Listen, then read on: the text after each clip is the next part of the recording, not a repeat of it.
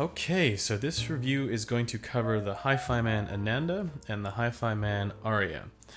This review and comparison comes courtesy of headphones.com. If you guys want to check out my written review and some of my comments, as well as those from other people, definitely check out the community section over there as well. When I first started doing this evaluation, I immediately thought that the Ananda was clearly the better headphone. But, as we will see with this review, it's a lot more complicated than just saying that this one is better. I think there are a lot of people who will be drawn to this one, especially on first listen. But there is something that the Arya does that makes it potentially the more interesting and ultimately more enjoyable headphone. So let's get right into it. The Ananda costs around $1,000 and the Arya is quite a bit more expensive at $1,600. So when I first was starting this review, I immediately thought, what the heck's going on here? The Ananda sounds way better for a lot less money. The Ananda is using their latest super extra thin special diaphragm for the driver, and the Arya uses a driver that's based on, at least to my knowledge, based on some of the higher end stuff that they do, like the HE1000. Clearly what they've done here with both of these is they've sacrificed some of the build quality to be able to bring this sound in at a lower price point. So let's start right away with build quality and design and comfort.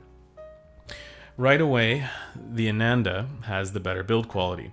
This is using the new system here with with the fixed yoke, and there's no swivel here. Unfortunately, my complaint that I had with the Sandara about the headband being a little bit cheap feeling has carried over to the Ananda as well. There's a little bit of rattle here going on, but you know, overall it's functional and it does do the job, and it feels like it's a little bit more sturdy and solid than what they were doing with their previous designs, which can be seen here in the Arya, where yes, there is swivel, absolutely, but this is the cheap feeling piece here. The yoke itself feels like a little bit creaky. I know that on other models this system here hasn't fared quite so well when it comes to longevity.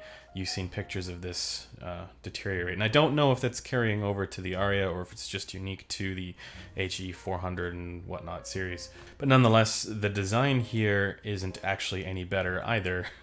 Even though the cups swivel, I have to question what the hell is going on with this, because who in their right mind is going to wear it like this?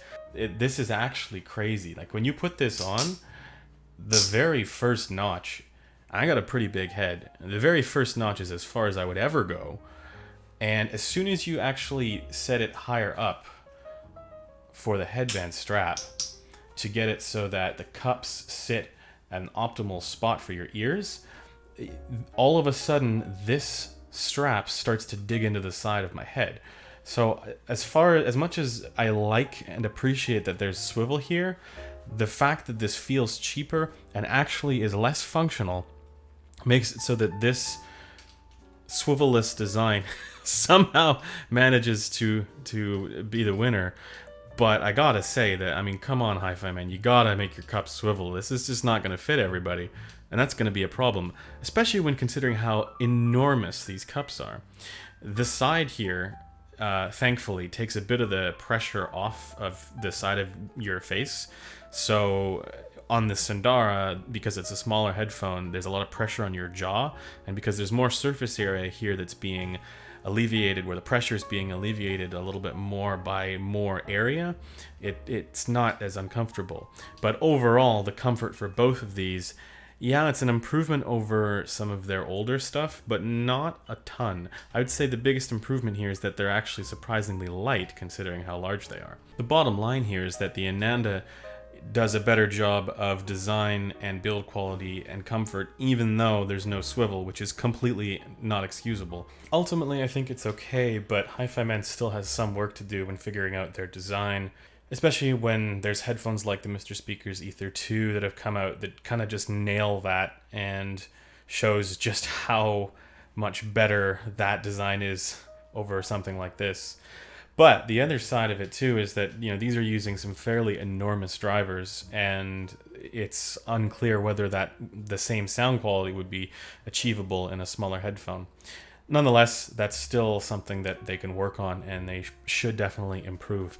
If the Ananda's yoke system had a swivel, I think that would do the trick. So let's talk about the sound. When it comes to performance, they both have very good detail retrieval capabilities, and they are both highly resolving to the point where it kind of puts a lot of other more expensive headphones to shame. When it comes to detail retrieval specifically, this is one of the areas where I was initially thrown off and immediately thought that the Ananda was vastly superior to the Arya. But I've realized after figuring out the Arya a little bit more that it's actually a lot closer than I had initially thought. The Ananda does detail in a way that puts all the details right front and center, almost to the point where it's a little bit intense, kind of like the Focal Clear. In fact, the detail retrieval capabilities and resolution is probably on par with the Clear here, and that's a good thing considering that one's highly resolving and this comes in at a lower price.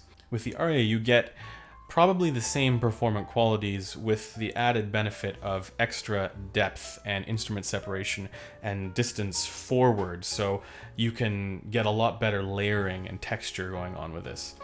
Where the Ananda's detail comes through a little bit more strongly and a little bit more obviously is in the treble. The Arya, when I first was doing this comparison, immediately the Arya stood out as having a little bit of grain or etch to the 8.5K sibilance region, and that's usually the most noticeable part where there might be some grain. That's what I thought, at least. And it turns out that it's actually a little bit more complicated than just saying there's some grain there or some lack of detail that the Ananda doesn't suffer from.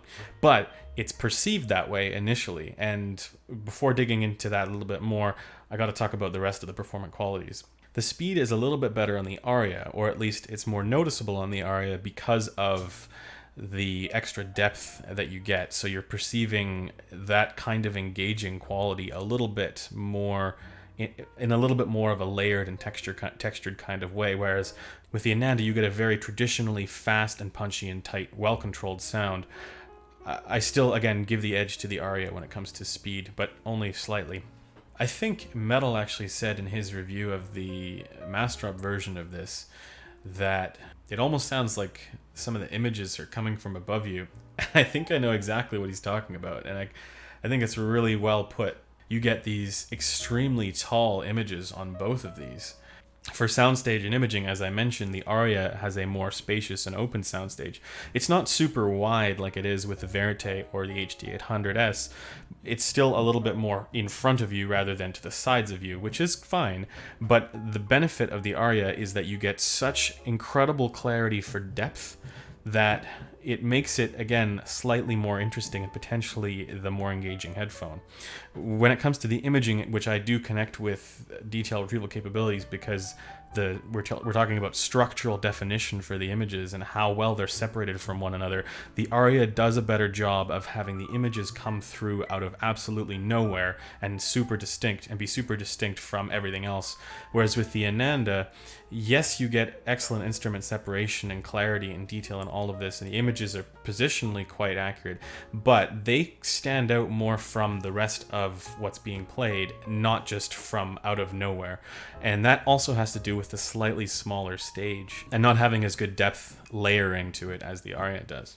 So now that the performance is out of the way, it's very clear that we have some extremely well-performing planar magnetics here. Let's talk a little bit about the tonality. For the majority of the frequency response, they are very similar to one another. The bass for both is extremely well extended and linear. There's no bleed into the mid-range, no bloat. It's just spot on, exactly where I want it. Then there's a little bit of a dip in the upper mid-range, lower treble, transitioning into the treble, and then it turns into what some might describe as a little bit of a shout. But because of where this is, it affects more the shimmer for certain like ride cymbals and things like that. It's not the super splashy kind of thing. It's a little north of neutral, and so for certain tracks, it does come across a little bit tinny sounding. But for the majority, it provides quite a bit of clarity there that most headphones don't have. The presentation here is extremely tasteful and nothing comes across as harsh, and you don't really feel the need to EQ out anything. With the exception of the Arya, which the Arya has a 5 kHz peak that causes certain percussion instruments to not sound as natural as they should. It's not sound as natural as they do on the Ananda. And it's almost as if it causes them to sound a little bit shrill or thin or toy-like. So I reduced 5K by a couple dB to get it a little bit closer to what's going on with the Ananda. And then the other major issue with the Arya is that the region between 8 and 10K is a little bit bumpier than it is on the Ananda. It turns out that the reason why some of the S sounds are a little bit harsher or grainier on the Arya, it's not actually to do with distortion or anything like that, or just the driver not being able to handle it. It's actually the frequency response above the sibilance range goes up a little bit too much, rather than coming down the way that it does on the Ananda. So you have a slight bump there at 8.5K hertz, and then an elevation to around 9K hertz on the other side of the S sound. It causes a little bit of that grain to occur. So in reality, it's actually not that hard to fix. If you just reduce that by a little bit, just beyond the sibilance range, it reduces the edge of that sound a little bit. You get a bit smoother transition coming down. It's still not as good as it is on the Ananda, and that again can't be undersold. The Ananda's treble is exceptional. This is exactly what I want the treble response to be for any headphone, for every headphone. In fact, this is so good that I would go as far as to say it's a benchmark at $1,000. There's nothing that beats the treble in the Ananda. I had said that in my Sandara review that I really like the way that treble comes across for that headphone. It's just a little bit north of where I like it, and the Ananda brings it just down slightly so that it's exactly where I want it. So let's talk about comparisons here a little bit. Obviously, we're comparing the two against each other, and if you are somebody comfortable with EQing, the Arya is going to be the better choice because you get all that extra depth information and instrument separation and all of this. Whereas with the Ananda, everything is just sort of up front and there, and yes, it's excellent. It's exactly what you want. It just doesn't have quite the same nuance capability that the Arya does. And that's the reason why when I first heard both of them, I thought the Ananda is just clearly superior. And then it took me a while to properly understand what's going on with the Arya. In a way, they sound different enough from each other in terms of that depth quality that the Arya has, that it's almost as if the Arya is closer to an HD800S and the Ananda is closer to the Focal Clear. And if you've ever heard those two headphones side by side, that difference should be very obvious to you, how substantial that difference can be. When it comes to which one I recommend to people though, without question, the Ananda is the one that I'm going to recommend, because not only is it like $500 or $600 cheaper, if it goes on sale, it's an absolute steal. I mean, even without going on sale, this is probably one of the best sounding headphones, period, because of how good the tonality is. And I had said in my review of the Verite that it might be worth considering getting one of these higher end HiFiMAN planars because they do treble really well, and the Ananda is exactly that. It is that perfect treble frequency response that just, it adds so much clarity that the trade-off is, yeah, you don't get quite as thick and rich tones and everything, but the trade-off here is excellent. And if you had more than one headphone and you had something that was a little bit darker and warmer and thicker, the Ananda is the perfect complement headphone to that. The Arya, I do recommend it for somebody looking for a planar HD800S. That's probably the closest way I can describe this. However, just like the HD800S, it does require a little bit of EQ. But in that sense, it's not quite as much of a steal as the Ananda is. So at around $1,000, the Ananda, yeah, it's a little bit more expensive than the Aeon and then the LCD2 Classic, but I would take the Ananda over both of those. I think it's categorically superior in terms of detail retrieval, smoothness, and resolution capabilities in the treble. The speed comes through on this like nothing else. And in that sense, again, it does rival the Focal Clear. In fact, the Ananda, while being less expensive, is basically a planar Focal Clear with bigger images on a slightly bigger stage. if I were to choose between either of these and the Ether 2 from Mr. Speakers, yeah, I would still go for either of these. Now, keep in mind, the design for the Ether 2 is just so much better. Even comparing the Ananda to my Verite. Yeah, I can see the Verite does a little bit better in terms of the detail. There's more of that layering and bigger stage and everything. But the Ananda is so close in terms of detail that it kind of makes it ridiculous to spend more money on headphones when this exists at this price. It's just such a shame that the build quality and design and lack of swivel and this madness is not better on this headphone, because it truly is spectacular.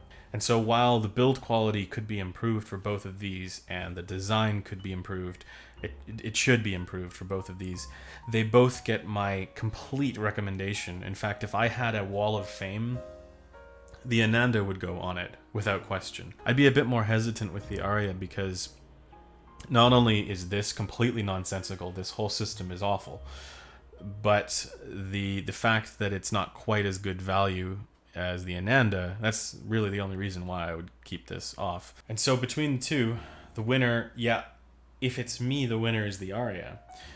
As far as my recommendation to people, the winner is actually the Ananda, because the price increase to go to the Arya, I don't think it's worth it, because you do also have to make a sacrifice when it comes to the sibilance grain etch thing that you have to fix, and then you also have to reduce the 5k hertz peak a little bit to get some of that treble to sound a little bit better.